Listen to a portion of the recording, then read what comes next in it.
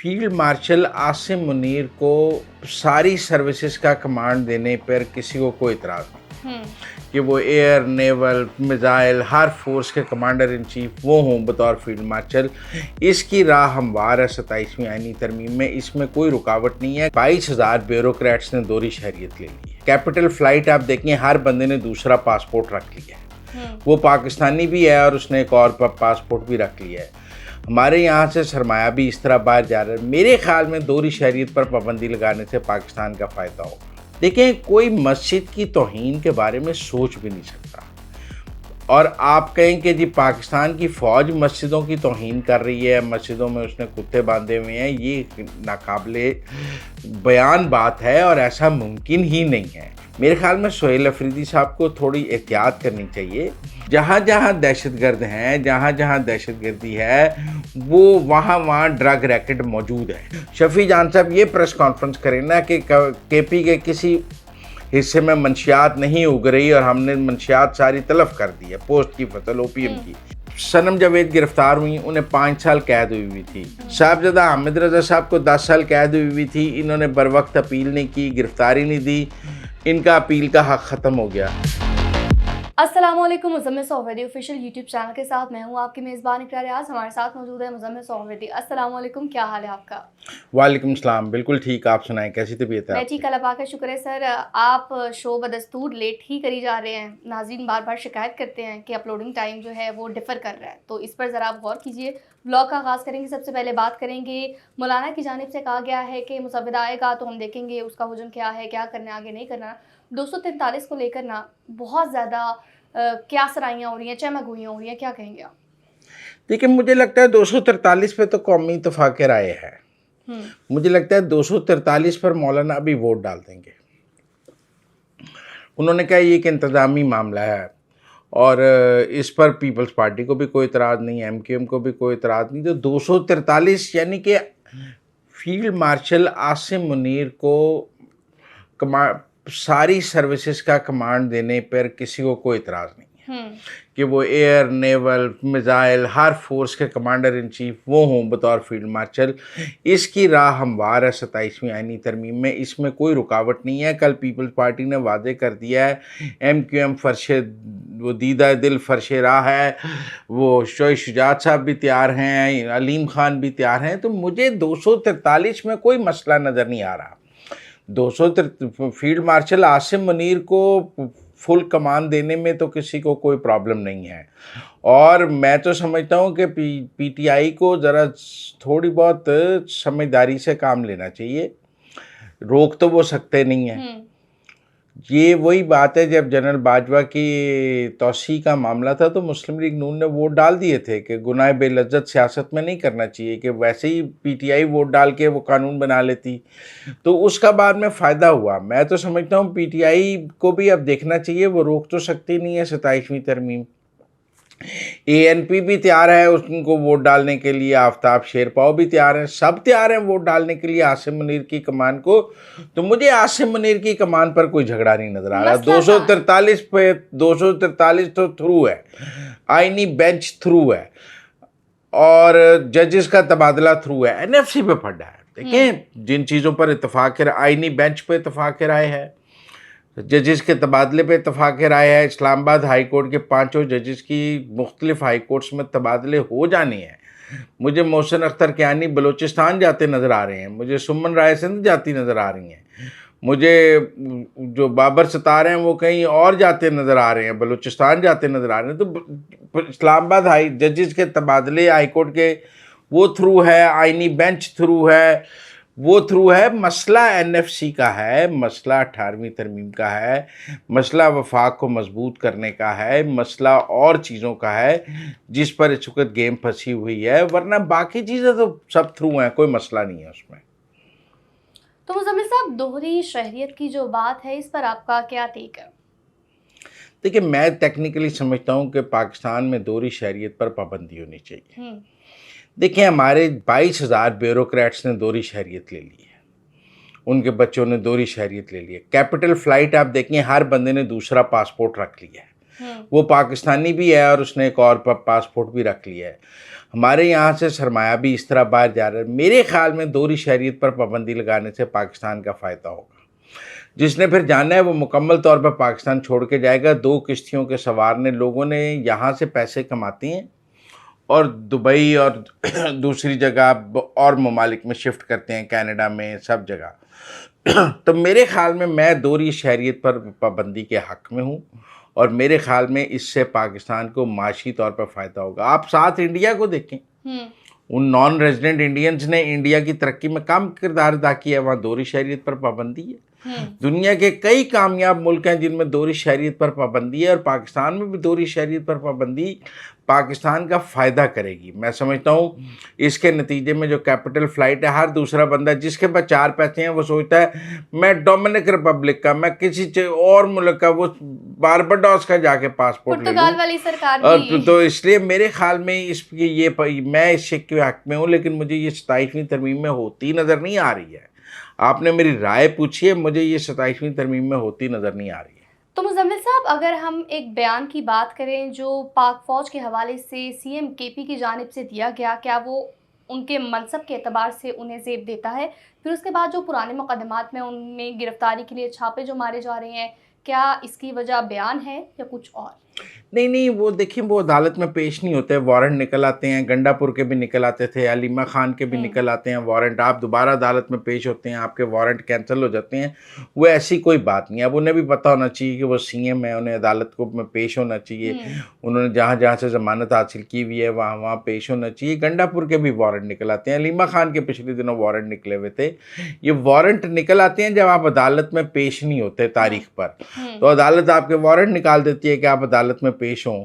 اس میں حکومت کا تو کوئی قصور وقار نہیں ہے. اسٹیبلشمنٹ تو آپ کے وارنٹ نہیں نکالتی ہے, یہ تو عدالت آپ کے وارنٹ نکالتی ہے. یہ کوئی کسی تفتیشی ادارے نے تو آپ کے وارنٹ نہیں نکالے ہوئے کہ آپ کہیں کہ حکومت نے یا اسٹیبلشمنٹ نے وارنٹ نکالے ہیں. لیکن انہوں نے جو بات کی ہے وہ بہت غلط ہے. دیکھیں, کوئی مسجد کی توہین کے بارے میں سوچ بھی نہیں سکتا, اور آپ کہیں کہ جی پاکستان کی فوج مسجدوں کی توہین کر رہی ہے, مسجدوں میں اس نے کتے باندھے ہوئے ہیں, یہ ناقابل بیان بات ہے اور ایسا ممکن ہی نہیں ہے. اور میں سمجھتا ہوں کہ آپ کی فوج سے مخالفت اپنی جگہ ہے, آپ فوج کے خلاف بیانیاں بنانا اپنی جگہ ہے, لیکن اگر آپ فوج پر توہین مسجد کے الزامات لگائیں گے تو یہ کوئی ٹھیک الزام نہیں ہے. میرے خیال میں سہیل افریدی صاحب کو تھوڑی احتیاط کرنی چاہیے. لوگوں کے مسجد کے حوالے سے بہت جذبات ہیں. یہ تو ایسی بات ہے, جب آپ کو پتہ ہے PDM-1 کی گورنمنٹ تھی تو مسجد نبوی میں سرکاری وفد کے ساتھ بدتمیزی کی گئی تھی, نعرے لگائے گئے تھے. تو سعودی عرب نے سب کو نکال دیا تھا اور سزائیں بھی دی تھیں اور جرمانے بھی دیے تھے, کیونکہ مسجد کا ایک تقدس ہے. مسجد کو سیاست کے لیے استعمال نہ کریں. تو میری سہیل افریدی صاحب سے بھی درخواست ہے کہ آپ سیاست کو مسجد سے باہر رکھیں اور مسجد کو سیاست کے لیے استعمال نہ کریں. یعنی ٹو کٹ شارٹ آپ اس کی مذمت کرتے ہیں؟ بالکل, میں اس کی مذمت کرتا ہوں. تو مزمل صاحب آگے بڑھیں گے. اب جو شفیق جان کی جانب سے کہا گیا ہے, DGISPR نے سہیل افریدی اور ان کی فیملی کا منشیات کا جو کاروبار ہے اس کے حوالے سے شک پیدا کر دیا ہے, لیکن بلوچستان میں افیم فصل کس کی ہے؟ وہاں تو آپ کی اپنی حکومت ہے, یہ تو الٹا فوج پر الزام لگا رہے. نہیں دیکھیں, بلوچستان میں بھی دہشت گرد, DGISPR نے جو بریفنگ میں بات کی انہوں نے سہیل افریدی کا نام نہیں لیا. انہوں نے کہا جہاں جہاں دہشت گردی ہے اس کی ایک وجہ ڈرگز بھی ہیں, منشیات بھی ہیں. انہوں نے کہا کہ دہشت گردوں کا اور منشیات فروغ کا آپس میں نیکسز ہے. انہوں نے اس کی مثال دی کہ تیرا اور خیبر میں 12,000 ایکڑ پر اوپیم کاشت ہوئی ہے. اس کے تحفظ کے لیے مقامی لوگوں نے دہشت گردوں کو بلایا ہوا ہے تاکہ وہ اوپیم کی فصل تباہ نہ کی جا سکے, کیونکہ فوج تباہ کر دیتی ہے وہ فصل, فوج اس کو لگنے نہیں دیتی ہے. تو وہ اس لیے مقامی لوگ جو ہیں وہ بھتہ بھی دیتی ہیں دہشت گرد تنظیموں کو اور ان سے اپنی منشیات کی فصل کا تحفظ بھی کراتی ہیں. اب شفیع جان صاحب نے کہا ہے کہ جی بلوچستان میں بھی اوپیم لگتی ہے. بھائی بلوچستان میں بھی دہشت گردی ہے. جہاں جہاں دہشت گرد ہیں, جہاں جہاں دہشت گردی ہے وہ وہاں ڈرگ ریکٹ موجود ہے. تو وہ تو کہہ رہے ہیں وہاں ان کی اپنی حکومت ہے, اس سے کیا مراد ہے؟ دیکھیں, حکومت تو پھر KP میں PTI کی ہے, پھر وہاں پوسٹ کیوں کاسٹ ہوئی ہے؟ انہوں نے کوئی حکومت اور منشیات فروشوں کا نیکسس نہیں بتایا. انہوں نے کہا ہے کہ یہ دہشت گردوں کا اور منشیات فروشوں کا نیکسس ہے کہ جو لوگ مقامی لوگ منشیات اگاتے ہیں وہ دہشت گردوں کو اپنی مدد کے لیے بلاتے ہیں. بلوچستان میں بھی جو دور دراز اور ان علاقوں میں جو بارڈر کے علاقے ہیں جو وہاں فصل منشیات اگاتے ہیں وہ دہشت گردوں کو سے پناہ حاصل کرتے ہیں. دونوں جگہ ایک ہی بات ہے. یہ بھی ٹھیک بات ہے انہوں نے کہا کہ جو لوکل پالیٹیشین ہے وہ بھی اس نیکسس کا حصہ ہے. بلوچستان کا لوکل پالیٹیشین بھی اس نیکسس کا حصہ ہو سکتا ہے. ایسی کون سی بات ہے. ہاں میں شفیع جان صاحب کو یہ ضرور کہوں گا کہ وہ ان کو اب چونکہ سی ایم کے پی کے خیبر اور تیرہ سے ہیں وہ یہ کہیں کہ میں نے اپنے علاقے کو منشیات سے پاک کر دیا ہے تو ہم کہیں گے سہیل افریدی کا بڑا کریڈٹ ہے کہ اس نے خیبر کو اور تیرہ کو منشیات سے پاک کر دیا ہے. شفیع جان صاحب یہ پریس کانفرنس کریں نا کہ کے پی کے کسی حصے میں منشیات نہیں اگ رہی اور ہم نے منشیات ساری تلف کر دی ہے پوسٹ کی فصل او پی ایم کی, تو پھر تو میں کہوں گا کہ جی حکومت کی بڑی رٹ ہے اور حکومت دیکھیں نا جی کے پی کی حکومت نے منشیات ختم کر دی ہیں. پر اگر آپ کی 15 سال سے وہاں حکومت ہے اور آپ پوسٹ اور منشیات اگا رہے ہیں تو یہ غلط بات ہے. تو میرے خیال میں یہ بات ٹھیک ہے کہ دہشت گردوں کا اور ڈرگ ریکٹ کا آپس میں چولی دامن کا ساتھ ہے, وہ چاہے بلوچستان ہو چاہے تیرہ اور خیبر. تو مزمل صاحب یہ جو شفیق جان کی جانب سے اسٹیٹمنٹ دی گئی ہے یہ اسٹیٹمنٹ کی ضرورت کیوں آن پڑی, وہ کیا جسٹیفائی کرنا چاہ رہے ہیں؟ دیکھیں اگر سوال تو اٹھ گیا نا کہ جی سہیل افریدی کے علاقے میں 12,000 ایکڑ میں پوسٹ کاشت اور انہیں تو پتا ہوگا پھر. اچھا تو اب میں یہ نہیں کہہ رہا سہیل افریدی نے کاشت کی ہوئی ہے, ہو سکتا ہے سہیل افریدی نے 1 ایکڑ پہ کوئی فصل نہ ہو اور لوگ ہوں جو کر رہے ہوں, لیکن اس علاقے میں پوسٹ کاشت ہوئی ہے. فوج کا یہ موقف ہے. یہاں تو شفیع جان کہتے ہیں کہ وہاں کاشت نہیں ہوئی, لیکن میرے خیال میں اس کو ڈیفینڈ نہ کریں, اس کو ختم کرنے پہ توجہ دیں. تو مزمل صاحب اب بات کریں گے ہم گرفتاری کو لے کر. تو صاحبزادہ حامد رضا تو گرفتار ہو گئے, کیا ان کے ساتھ جنہیں 10 سال قید کی سزا ہوئی تھی وہ بھی گرفتار ہوں گے؟ دیکھیں میرے خیال میں یہ جو مفرور اور اشتہاری ہونے کی پی ٹی آئی کی پالیسی تھی وہ ناکام ہو گئی ہے. آپ یہ دیکھیں کہ جو گرفتاری نہ دینے کا فارمولا تھا نا پی ٹی آئی کا وہ بالکل کاؤنٹر پروڈکٹیو اور ناکام ہو گیا ہے. اب آپ دیکھیں صنم جاوید گرفتار ہوئیں, انہیں 5 سال قید ہوئی تھی, ان کا اپیل کا حق ختم ہو گیا, وہ آگے اپیل ہی نہیں کر سکتی, سزا کنکلوڈ ہوگی کیونکہ اپیل کرنے کے لیے 30 دن کا ٹائم ہوتا ہے, وہ اس دوران مفرور اشتہاری ہو گئی. صاحبزادہ حامد رضا صاحب کو 10 سال قید ہوئی تھی, انہوں نے بر وقت اپیل نہیں کی, گرفتاری نہیں دی, ان کا اپیل کا حق ختم ہو گیا. عمران خان تو اپنے تمام مقدمات میں اپیل کر رہا ہے, یہ لوگ اپیل کیوں نہیں کر رہے؟ اگر انہوں نے گرفتاری دینی تھی بر وقت دیتے, سرنڈر کرتے, تاکہ ساتھ ہی اپیل کا حق ان کو مل جاتا. میں اب بھی سمجھتا ہوں عمر ایوب صاحب نے بھی بہت غلطی کی ہے, زرتاج گل بھی بہت غلطی کر رہی ہیں, اور بھی جس کو سزا ہوئی ہے انہیں خود کو قانون کے سامنے سرنڈر کر کے اپیل کا حق استعمال کرنا چاہیے. آپ دیکھیں نواز شریف 2018 میں اس کو سزا ہوئی تھی, وہ گرفتاری دینے لندن سے آ گیا تھا اور اس نے اپیل کا حق استعمال کیا تھا. اگر وہ تب بر وقت واپس نہ آتے تو وہ آ کر اپنی اسلام آباد ہائی کورٹ میں اپیل نہیں دائر کر سکتے تھے, اور بے شک 4 سال بعد 3 سال بعد 5 سال بعد لیکن وہ بری ہو گئے.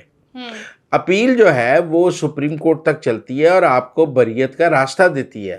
جب آپ اپیل کا حق ہی کھو دیتے ہیں اور آپ کی اپیل کا حق ہی ختم ہو جاتا ہے تو آپ کی سزا کنکلوڈ ہو جاتی ہے. آپ دیکھیں نا نواز شریف نے اور مریم نے آ کے گرفتاری دی کیونکہ ان کو پتہ تھا کہ اپیل کا حق استعمال کرنا ہے.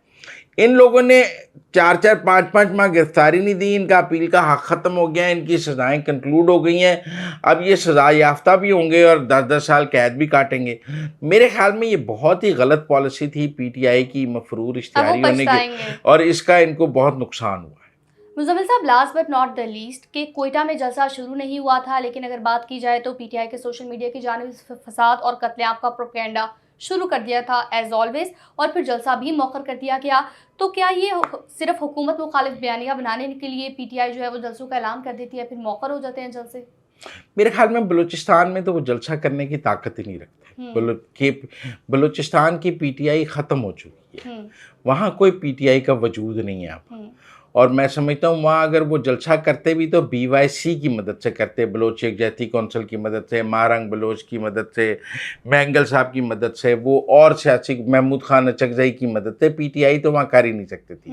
اور میرے خیال میں محمود خان اچکزئی صاحب نے ان کو بتایا ہوگا کہ ہم نے پچھلا جلسہ کیا ہے, اس پر خود کش حملہ ہوا ہے, لہٰذا وہاں جلسہ کرنا سیف نہیں ہے. میرے خیال میں عقل مندی کا مظاہرہ کیا ہے. ویسے تو آپ کو پتہ ہے کئی دفعہ مینار پاکستان لاہور بھی جلسہ اناؤنس کر کے مؤخر کر چکے ہیں. یہ بھی PTI کی ایک اسٹریٹجی ہے, یہ جلسہ اناؤنس کرتے ہیں اور پھر مؤخر کر دیتے ہیں. 4 دن شغل لگا رہتا ہے, سوشل میڈیا پہ ہائپ بنی رہتی ہے, پھر آپ کہتے ہیں حکومت نے اجازت نہیں دی. جبکہ میرا موقف ہے کہ جلسے جلوس حکومت کی اجازت کے محتاج نہیں ہوتے. یعنی عوام لوگ کو اکٹھے ہو جاتے ہیں, جلسہ خود بخود ہو جاتا ہے. جو جلسے اور جلوس حکومت کی اجازت کے محتاج ہوں وہ کوئی جلسے اور جلوس نہیں ہوتے. تو یعنی بس یہ عوام کو انگیج کرنے کے نئے نئے طریقے ہیں, نئے نئے بیانیے بناتے رہتے ہیں تاکہ عوام ہمارے ساتھ رہے. تو ناظرین اب تک کے لیے اتنا ہی. آپ دیکھتے رہیے مزمل ساوردی official YouTube channel. Like share subscribe ضرور کیجیے گا, فیڈ بیک سے بھی آگاہ کیجیے گا.